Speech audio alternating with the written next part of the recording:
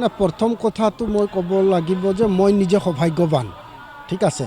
যোৱা 2005-2003 চনত যেতিয়া BTC চুক্তি হৈছিল সেই BTC চুক্তিৰ সময়ত আমাৰ এই বীৰেন্দ্ৰনগৰ বা বৰঝাৰ পঞ্চায়তখন BTCৰ বাহিৰত আছিল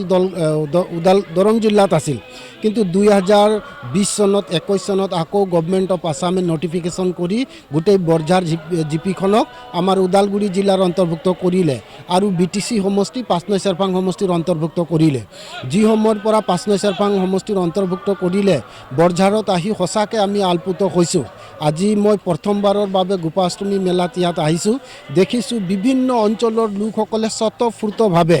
ভক্তিৰে আৰু আনন্দৰে তেওঁলোকে ইয়াত গৌশালা তেওঁলোকে দান দক্ষিণা আগবঢ়াইছে ইয়াত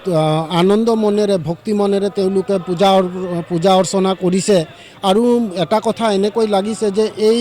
বৰঝাৰ আশ্ৰমখন আমাৰ গোটেই দৰং জিলা তাহানিৰ দৰং জিলা আজিৰ ওদালগুৰি জিলা গোটেই বৰঝাৰবাসীৰ প্ৰাণ কেন্দ্ৰ গোটেই বৰঝাৰবাসীৰ আত্মা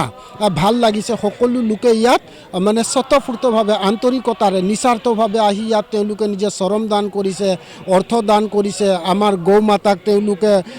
তেওঁলোকক আমি যোনটো আমাৰ ভাষাত কওঁ দানা খুৱাইছে তেওঁলোকক খাদ্য খুৱাইছে গতিকে এইটো সুন্দৰ কথা আৰু আপোনালোকে সকলোৱে জানে আজি গোপাষ্টমী মেলা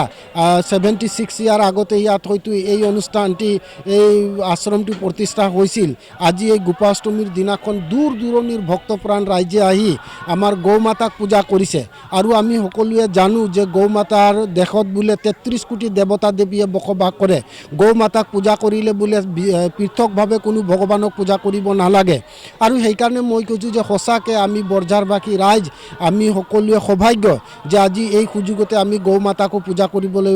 মানে চান্স পাইছোঁ গতিকে নিশ্চয়কৈ এই অনুষ্ঠানটি বৰঝাৰবাসী ৰাইজৰ আত্মা বৰঝাৰবাসী ৰাইজৰ প্ৰাণকেন্দ্ৰ এই অনুষ্ঠানটিৰ জৰিয়তে আমাৰ সকলোৰে এটা ভক্তিভাৱৰ নিদৰ্শন আমি উজ্বলি উঠিছে গতিকে নিশ্চয়কৈ এই অনুষ্ঠানটি কেনেকৈ কৰিলে অনাগত দিনত আমি জীয়াই ৰাখিব পাৰোঁ তাৰ কাৰণে চেষ্টা কৰা উচিত